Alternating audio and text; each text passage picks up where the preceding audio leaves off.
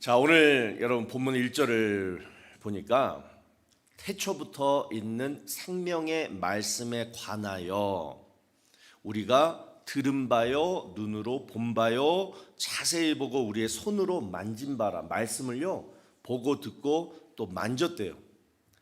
자, 여기서 말씀하는 태초부터 있는 생명의 말씀이란 여러분 누굴까요? 바로 예수님을 말씀하고 있습니다. 그러니까 여러분 아시다시피 오늘 본문 요한일서의 저자는 누구냐면 사도 요한입니다. 자, 요한은요 예수님의 제자들 중에 가장 어렸어요. 거기다가 예수님으로부터 가장 사랑을 많이 받았던 그런 제자였습니다. 그래서 요한복음 13장 23절을 보시면 그런 자신을 사도 요한이 뭐라고 표현하고 있냐면 예수의 제자 중 하나 곧 그가 사랑하시는 자가 예수의 품에 의지하여 누웠는지라. 그러니까 요한은 예수님의 품에 누워서 예수님의 손도 만지고 예수님의 심장 박동도 느끼고 또 예수님의 체온도 느꼈던 그런 사람이었습니다. 자, 그런데 그런 그가요 이제 예수님이 하늘로 승천하시고 그리고 60년이 지났어요. 그러던 어느 날 이미 다른 사도들은 다 죽었죠. 오직 지금 자기 자신만 살아남아서 이제 뭐예요? 앞으로 예수님을 믿게 될 오늘날 우리 덴버에 사는 우리 성도들에게 오늘 이 요한 일서를 쓰면서 가장 먼저 지금 1절에서 얘기하는 게 바로 이거예요. 나는 예수님을 직접 봤다. 예수님의 음성을 직접 들었다. 그리고 내 손으로 그 예수님을 직접 만졌다. 다시 말해서 우리가 맨날 얘기하는 예수님과 살아있는 인격적인 만남, 사귐을 가졌다. 이렇게 지금 선포하고 있어요. 여러분 우리도 이렇게 되기를 바랍니다. 이게 진짜 신앙입니다. 어느 목사님 칼럼에 보니까 이런 얘기가 있더라고요. 한 번은 그 고 김대중 대통령께서 이제 여성들과의 어떤 대담 프로그램에 출연하셔가지고 이런 얘기를 했다는 거예요. 제가 좀 흉내를 내면 좋겠는데 좀 제가 그걸 못 해가지고 나는 야한 여자가 좋다 이랬다는 거예요. 그게 이제 그 다음날 조간신문에 쫙 나왔다는 거예요. 그래서 이제 그 영부인 고 이희호 여사죠. 그분이 그 신문을 보고 남편한테 가가지고 따져 물었다는 거예요. 여보, 대통령이 돼가지고 채통이 있지. 어떻게 한다는 소리가 나는 야한 여자가 좋다. 어떻게 이렇게 얘기해? 이 나라 꼴이 어떻게 되겠어? 막 그냥 퍼부셨다는 거예요. 그러자 이제 김 대통령께서 하신 말씀이 여보, 내가 그런 얘기 했겠어 이 나이에? 그거는 기자가 그거 띄어쓰기 잘못해서 한 거야. 나는 뭐라고 얘기했냐면 나는야 한 여자가 좋아 이랬다는 거예요. 나는야 한 여자가 좋다 이 얘기했는데 이 나쁜 기자가 이거 띄어쓰기 잘못해가지고 나는 야한 여자가 좋다 이랬겠다는 거예요. 여러분 우리 신앙에 있어서도요 여러분 띄어쓰기는 참 중요합니다. 자 보세요. 띄어쓰기 보시면 God is nowhere 이게 무슨 뜻이에요? 하나님은 아무 데도 없다. 근데 띄어쓰기 하니까 어떻게 돼요? God is now here 하나님은 여기에 계시다. 이 띄어쓰기가 이렇게 중요한 거예요 여러분. 자 그러면 우리가 언제 신앙생활하면서 이 띄어쓰기의 오류를 범하게 될까요? 제가 가만히 한번 생각을 해봤어요. 우리가 말씀을 읽고 또 듣고 묵상하고 또 신앙생활도 하면서 그냥 아무 생각 없이 그냥 쉬지도 않고 띄어쓰기도 않고 그냥 하라는 대로만 막 하다 보니까 가끔 가다가 정말 중요한 신앙의 엑기스는 놓쳐버리고 가끔씩은 이런 오류도 범하지 않을까. 그래서 생각해 본 게 바로 뭐냐면요. 신앙생활의 띄어쓰기는 뭘까?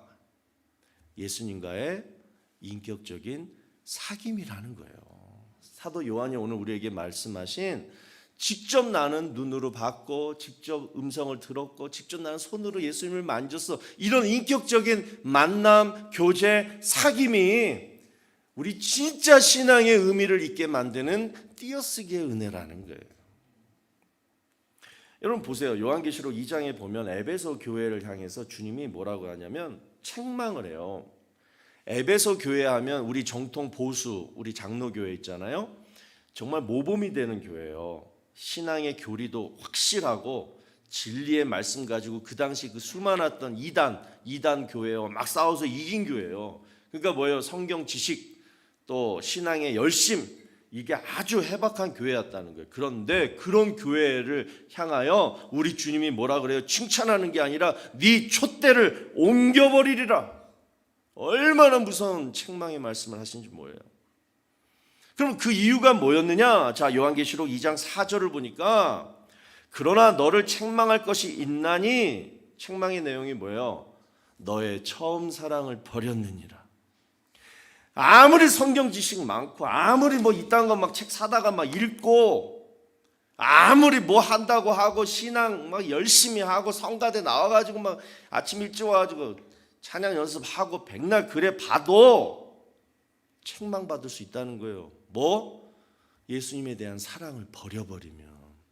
이 얘기가 뭐냐면 여러분, 예수님의 사랑을 버리고도 우리는 성경 공부 참여할 수 있고 교회 일, 신앙 일 열심히 할 수 있다라는 거예요. 그게 너무 꼴보기 싫다는 거예요. 우리 하나님이 우리를 보라볼 때 위선적이다, 가식적이다. 도대체 넌 뭘 위해서 지금 그렇게 하고 있니? 자, 그래서 여러분 결론은 이거 같습니다. 예수님을 믿는다라는 것은 예수님을 사랑한다라는 것이고, 예수님을 사랑한다라면 내 마음 깊숙한 곳에서부터 우러나오는 그 마음이 예수님과 보이지는 않지만 영적으로 사귐을 가질 수 있다라는 거예요. 오늘 이 얘기를 여러분하고 함께 나누고 싶어요. 그래서 요한복음 17장 3절을 보시면 여러분이 잘 아는 말씀이에요. 영생은 곧 유일하신 참 하나님과 그가 보내신 자 예수 그리스도를 뭐 하는 거래요? 아는 거다. 영생이 뭐예요? Eternal life, 영원히 사는 거예요. 우리가 예수 믿고 구원받으면 천국에서 영원히 살잖아요. 그러니까 영생하면 우리는 영원히 사는 것만 알았는데 오늘 말씀은 뭐예요? 영생은 뭐예요? 하나님과 예수님을 아는 것이니라, 이렇게 표현하고 있어요. 자, 여러분 예전에 이 말씀 가지고 여러분이 큐티 하실 때 어떤 적용을 하셨어요? 여기서 우리가 잘 알다시피 예수 그리스도를 알다, 하나님을 알다, 이 말은 뭐냐면 지식적으로 아는 게 아니라 뭐예요? experience, 경험하다예요. 사귀다, 교제를 나누다, 이거예요. 자, 그러면 저 말씀만 가지고 우리가 딱 얘기할 수 있는 게 뭐냐면 영생은, eternal life는 eternal이에요. 끝까지 사는데 그러면 언제부터 영생은 시작이 되느냐, 이 얘기거든요. 엄마 뱃속에서부터 시작이 되느냐, 아니면 내가 구원받고 세례 받았을 때부터 시작이 되느냐, 아니면 여기 덴버하이 장로교에 와서 제대로 신앙생활을 할 때 그 순간부터 영생이 시작되는 거냐, 언제부터 시작이 되는 거냐. 이 말씀을 보니까 뭐래요? 하나님과 예수님을 내가 인격적으로 진짜로 살아있는 그러한 사귐, 교제가 시작됐을 때부터 뭐예요? 영생은 시작된다라는 거예요. 그러니까 예수님하고 하나님하고 이 친밀한 교제가 여러분 이렇게 중요하다라는 거예요. 그래서 예수님과 살아있는 이 사귐, 교제를 나누는 성도는요, 영생이 시작되었는데 그러면 누리는 두 가지 축복이 있어요. 뭐냐? 첫 번째, 죽을 때 절대 죽음이 두렵지 않은 거예요. 예수님하고 늘 사귐이 있는 신앙생활을 하신 성도는 죽는 순간에 두렵지가 않아요. 왜? 좀 있으면 내가 사귀고 있던, 얼마나 친했으면 그러겠어. 예수님과 얼마나 친했으면 죽음이 두렵지 않잖아요. 나 죽으면 바로 예수님 품에 안기는데 죽음이 두렵지 않잖아요. 근데 성도라고 일평생 50년, 60년을 교회 생활하고 직분 맡아서 열심히 신앙생활을 했음에도 불구하고 죽는 순간에 막 무섭거나 이런 사람은 뭐예요? 구원은 받았을지 모르지만 예수님과의 사귐은, 인격적으로 살아있는 사귐은 없었다라고 봐야죠. 또 두 번째는 어떤 축복이냐면 이 땅이 바로 뭐예요? 천국의 삶이 되죠. 영생, 내가 영원히 살 그 나라가 천국뿐입니까? 아닙니다. 이 땅에서도 그 영생의 그 평안함, 행복, 기쁨, 이것을 우리가 이 땅에서도 누릴 수 있다는 거예요. 누가? 예수님과 살아있는 사귐을 갖는 성도들에게는 이 두 가지 축복이 있는 줄로 믿습니다. 자, 그러면 이제 구체적으로 여러분 어떻게 해야지 예수님하고 친밀한 교제, 사귐을 가질 수가 있는가? 첫 번째로 여러분의 신앙의 목표는 뭐예요? 우리 톡 까놓고 얘기해 보십시다. 내가 왜 지금 신앙을 가지려고 하는 거예요? 나 신앙인이야. 나 교회 다녀. 나 하나님 믿어. 그러한 자부심이 여러분 뭐예요? 뭐예요? 바로 예수님과의 인격적인 사귐이라는 거예요. 그만큼 중요한 거예요. 요한복음 1장에 보면 여러분 아시죠? 세례 요한이 자기 제자들하고 이렇게 있는데 예수님이 지나가세요. 그러니까 세례 요한이 뭐라 그랬어요? 보라 하나님의 어린 양이로다 이렇게 얘기해요. 자기 제자들한테 예수님을 그렇게 소개해요. 그랬더니만 지금 오늘 본문을 쓰고 있던 요한과 그 다음에 안드레가 즉시 그 예수님한테 갔어요. 그때 이 예수님이 자기를 따라오는 이 두 제자에게 뭐라고 얘기하냐면 너 무엇을 구하느냐? 그랬더니 이 두 제자가 하는 말이 랍비여 지금 어디 스테이 하십니까? 우리 동네에 오셨는데 오늘 밤 어디서 주무실 겁니다. 이렇게 물어봐요. 그랬더니 예수님이 뭐라고 얘기하냐면 와라. 와서 보라. 이렇게 얘기해요. 그래서 뭐라 그랬냐면 그들이 가서 예수님이 계신 데를 보고 그 다음 그날 함께 거하니. 교제를 나눈 거예요. 하루를 함께 거하면서 식사를 나누면서 이 요한과 이 안드레는 예수님과의 첫 만남이 바로 뭐예요? 교제였다라는 거예요. 여러분 처음 예수님 언제 만나셨습니까? 초등학교 때 만난 분도 계시고 뭐 다 다를 거예요. 복음을 듣고 믿고 지금까지 신앙생활 잘 하셨겠지만 지금까지 그 몇십 년 동안 여러분 요한과 안드레가 했던 이 예수님과 함께 거하면서 떡을 나누며 그 교제를 한 번이라도 해보셨냐고요? 해보셨습니까? 그 첫 만남으로 인해서 지금 사도 요한은요 오늘 본문을 쓰고 있는 거예요. 여러분 저와 여러분에게 정말 있어야 할 것, 신앙생활의 가장 중심은 뭐냐면 예수님과 함께 거하는, 정말 살아서 정말 사람과 사람이 만나서 함께 거하는 그러한 교제의 축복인 줄로 믿습니다. 하나님의 어린 양이로다, 메시아로다, 세례 요한이 들려줬던 이 예수님에 대한 성경 지식이 지금 요한과 안드레를 변화시킨 게 전혀 아니었다라는 거예요. 짧았지만 예수님과 함께 거했던 그 시간, 그 교제가 요한과 안드레를 변화시켰다라는 거예요. 그래서 여러분 우리가 먼저 구하고 사모해야 할 말씀은 바로 예레미야 29장 31절 바로 요 말씀이고, 오늘 이 말씀을 저와 여러분이 오늘 예배 끝나기 전까지 정말 간절히 구하세요. 자, 보시면 예레미야 29장 13절 다 같이 읽습니다. 시작.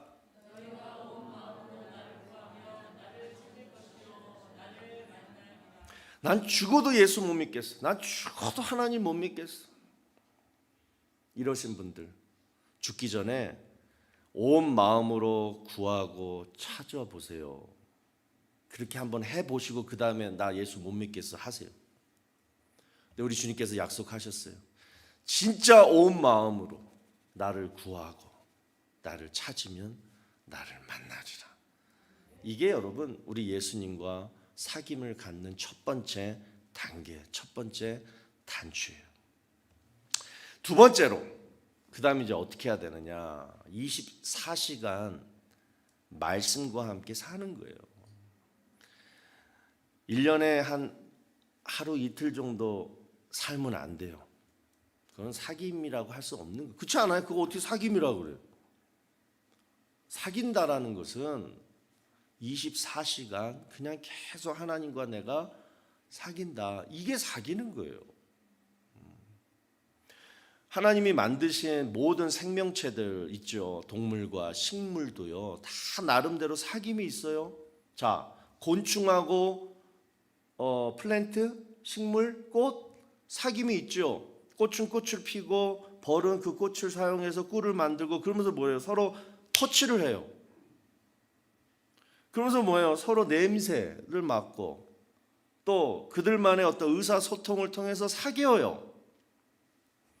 자, 여러분, 이게 우리가 이해가 됩니까? 어떻게 벌하고 꽃하고 어떻게 사겨? 우리 이해 못하잖아요. 왜? 내가 꽃이 아니고 내가 벌이 아니니까. 마찬가지예요. 내가 어떻게 하나님하고 사귈 수 있어? 아휴, 그렇게 생각할 수 있잖아요. 특히 초신자들, 특별히 하나님 아직 못 믿는 분들은 어떻게 하나님하고 나랑 사겨? 오늘 이 설교의 주제는 너무 시적 아니야? 이건 너무 현실적이지 않는 얘기 아니야? 그렇게 얘기하지만 여러분 한번 해보시라고요. 오직 인간에게, 여러분이 살아가는 반려견도 못하는, 오직 인간에게만 주신 만물의 영장, 우리 인간에게만 주신 특권이 바로 영적인 사귐이라는 거예요. 오직 우리만 하나님과 사귈 수 있는 이 특권을 하나님이 주셨는데 우리가 죽기 전에 요거 한번 해보고 죽어야 되지 않겠냐는 거예요. 도대체 하나님과 사귀는 게 뭐냐? 바로 여러분이 들고 있는 성경 말씀이라는 거예요. 누가복음 24장에 여러분 보면 엠마오로 가는 두 제자가 이렇게 있는데 부활하신 예수님이 그 제자를 만나줘요.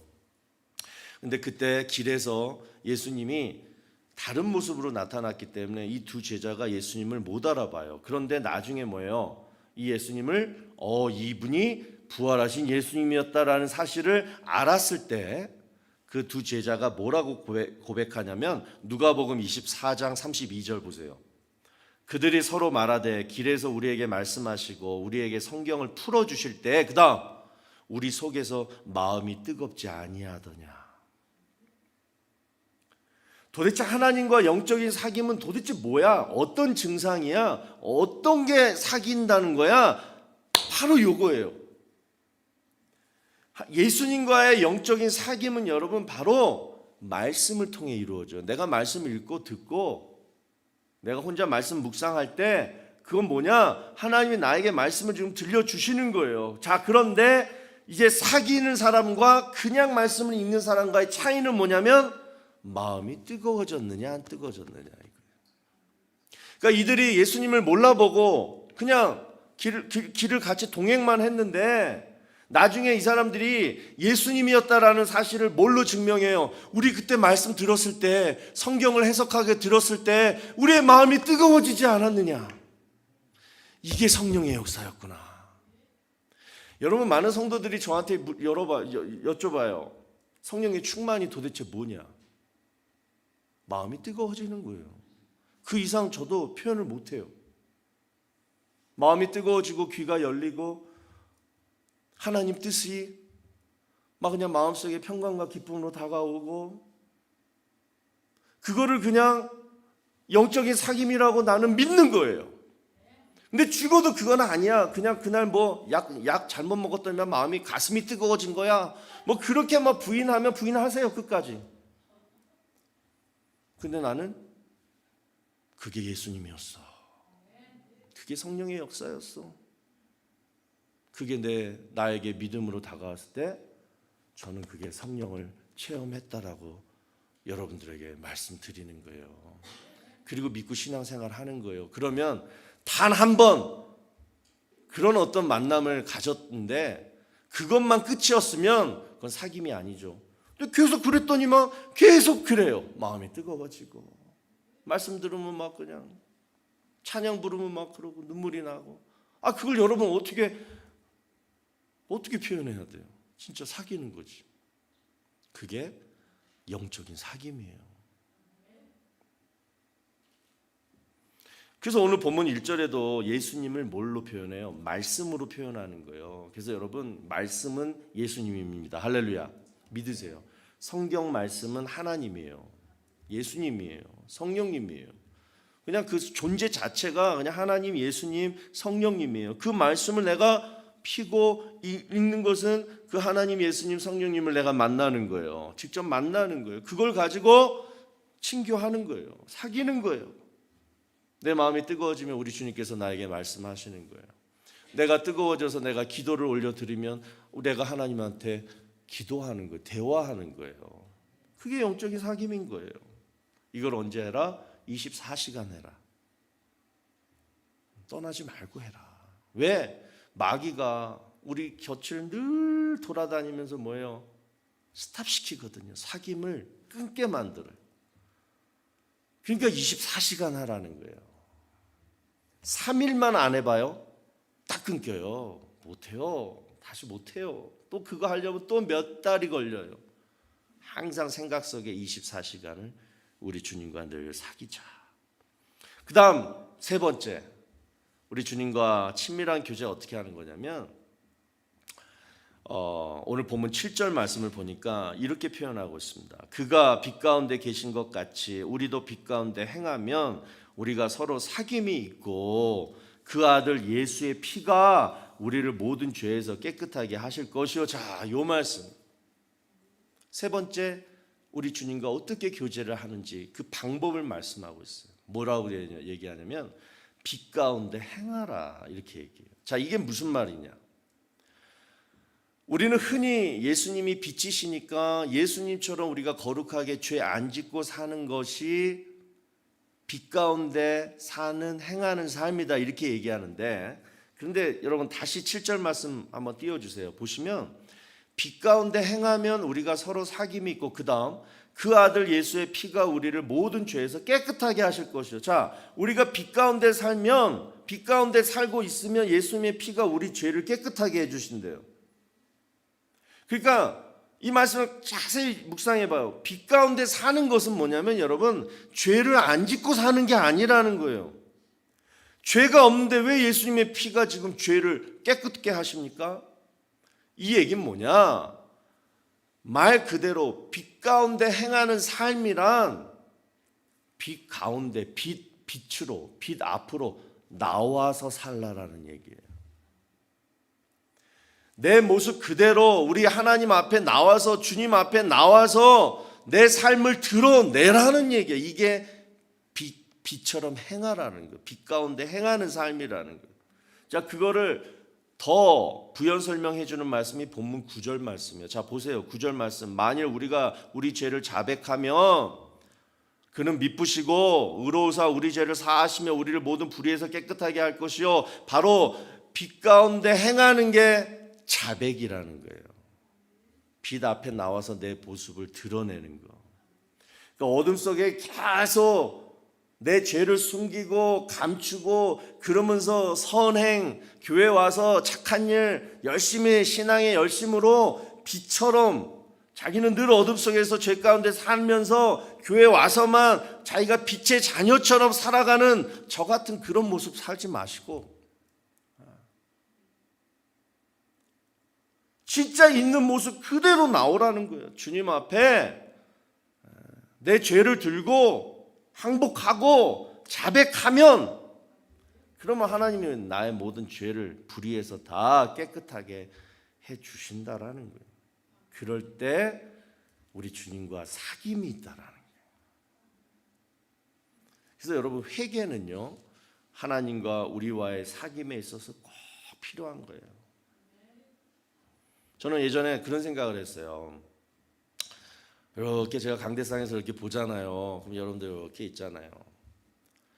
옛날에 참 그게 궁금했어요. 설교하다가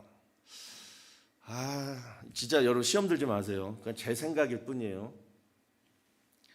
우리 교회는 구원받은 성도랑 구원받지 않은 성도가 몇 명일까? 그런 생각을 한번 해봤어요. 구원받은 사람하고 구원받지 않은 사람의 분명한 차이를 우리가 눈으로 볼 수 있으면 참 좋겠다. 그러면서 제가 생각한 게, 구원받은 사람들은 절대로 죄를 안 짓겠지? 구원받지 않은 사람은 뭐예요? 구원받은 사람은 절대로 죄를 짓지 않겠지. 왜? 죄가 다 십자가상에서 다 용서되어진 사람들이니까 다시 죄를 짓지 않겠지? 좀 그랬으면 좋겠다라는 생각을 한 거예요, 제가. 그렇게 생각해 보니까 설교하는 저도 구원받지 않은 성도가 되더라고요. 죄를 지으니까.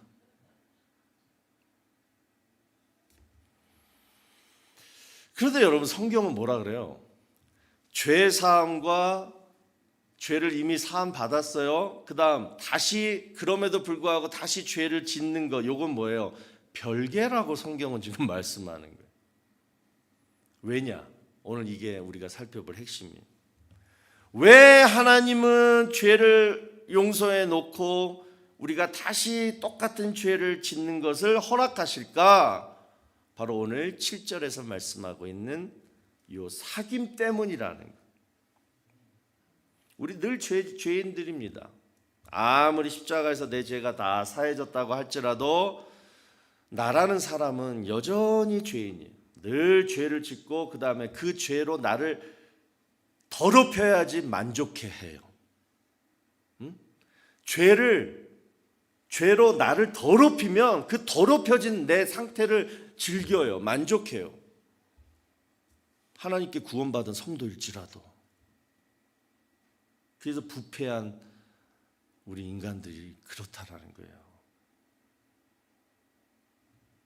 그런데 딱 차이점 하나가 있어요. 구원받은 성도와 구원받지 않은 성도의 차이는 뭐냐면, 똑같이 죄 짓고 살아가지만 구원받은 성도는 뭐예요? 죄를 지으면 아파해요. 자신한테 한번 물어봐요. 내가 죄를 지을 때 아파하는가? 그러니까 죄를 지으면 내 죄 때문에 나를 용서하시기 위해서 십자가에 달려 돌아가신, 채찍을 맞으시고 조롱과 멸시를 참으셔야 했고 나중에는 창으로 옆구리를 찔름을 받는 그러한 고통까지 당하신 그 이유가 바로 내 죄를 용서하시기 위함인데, 그분으로 인하여 내 죄가 다 용서받았는데, 그랬는데 내가 오늘 또 그 죄를 지을 때 여러분 아프지 않아요? 양심의 가책이라도 느끼지 않아요? 그래서 구원받은 성도가 죄를 지으면 마음도 아프고 몸도 아픈 거예요. 그러면 왜 하나님 우리를 이렇게 아프게 하실까? 그 이유가 너랑 나랑 사귐을 갖자라는 거라는 거예요. 죄로 인해 단절되었던 하나님과 우리의 관계가 예수님을 통해서 다시 회복이 되었어요. 그것이 바로 십자가 사건입니다. 이것을 믿으면 이제 우리는 하나님과 사귐을 갖게 되는 첫 번째 시발점만 된 거예요. 그런데 하나님 뭐예요? 그 첫 만남, 첫 사귐으로 만족하시는 게 아니라, 비록 너가 죄를 짓더라도 너와 나의 사귐은 계속 이어가자. 그래서 이게 영생, 이터널 라이프라는 거예요. 근데 하나님과 우리의 사귐은 여러분, 어떤 상태일 때 사귐이 가능하냐면요, 잘 한번 스스로를 한번 돌이켜 보세요. 언제 하나님하고 우리와의 진실한 사귐의 관계가 언제 되냐면요, 바로 심령이 가난하고 애통할 때예요. 안 그래요? 여러분 막 사업 잘 되고 건강하고 그냥 눈만 뜨면 막 그냥 육체적인 쾌락, 정욕에 물들어서 오늘 무슨 죄를 지을까? 그럴 때 여러분 하나님과 여러분의 사귐이 이루어집니까? 안 이루어져요. 또 여러분이 성경 공부하고 또 뭐 하고 그럴 때 또 하나님과 사귐이 일어납니까? 일어나죠. 그러나 진짜 하나님과 1대1, 정말 진솔한 그러한 사귐은 내가 죄짓고 죄를 끊지 못하는 나의 무능함, 나의 무능력함 때문에 좌절하고, 그럴 때 하나님 앞에 고개를 숙이고 무릎을 꿇고, 하나님, 내가 오늘 또 죄를 졌어요. 저는 정말 어떻게 살아야 돼요? 이럴 때 만져주시고 위로해 주시고 나를 용서해 주시는 그 하나님의 사랑을 내가 다시 체험할 때, 그때 진정한 하나님과 나의 사귐이 이어진다라는 거예요. 그렇지 않습니까? 제가 미국에 와서 유학 와가지고 이제 신학교를 다니는데 수업을 이제 신청하잖아요. 근데 보통 한 과목이 한 1,000불 됐어요. 원 크레딧이 한 300불씩 했던 것 같아요. 3학점 하면 막 900불. 그런데 그거는 꼭 들어야 되는 수업이고, 근데 이제 보니까 유명한 교수님이 가르치는 또 다른 수업들이 있는데, 그거를 청강을 하면 한 50불만 내면 되더라고요.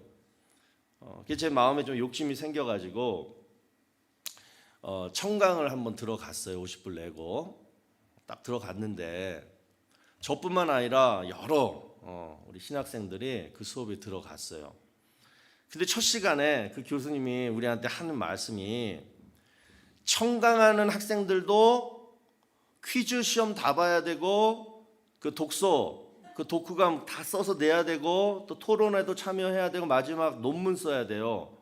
그거 다 제출해야 됩니다. 그 얘기를 하는 거예요.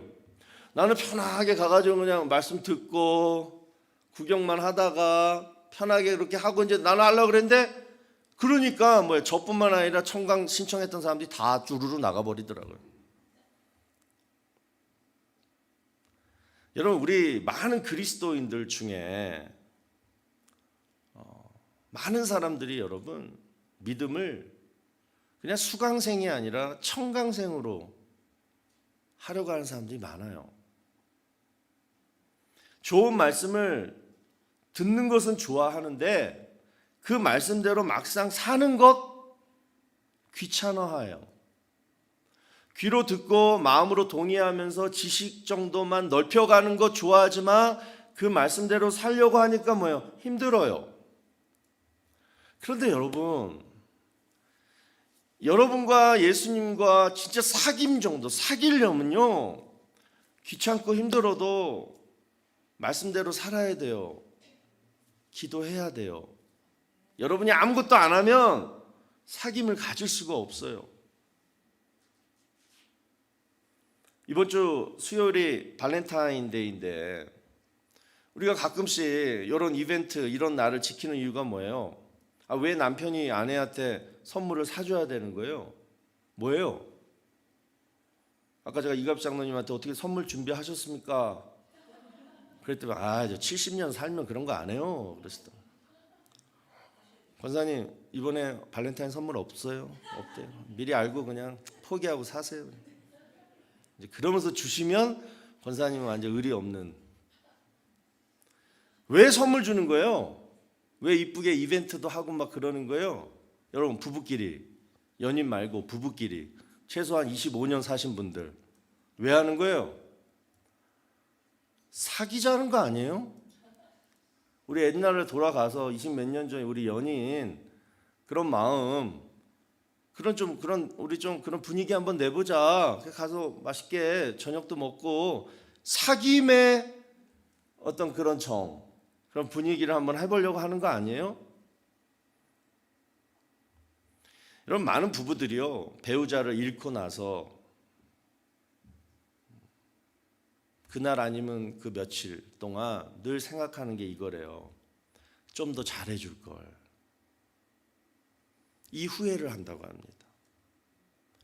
그리고 함께했던 지난 날을 돌아보는데 무슨 생각이 나냐면, 우리 둘이 젊어서 결혼해가지고 지금까지 고생하면서 비즈니스 이루고 자녀들 키우고, 이 생각이 안 나고 그 사람하고 나랑 무엇을 했느냐, 뭘 했느냐, 그 소소한 기억들밖에 안 난대요. 그 기억이 없으면 뭐예요?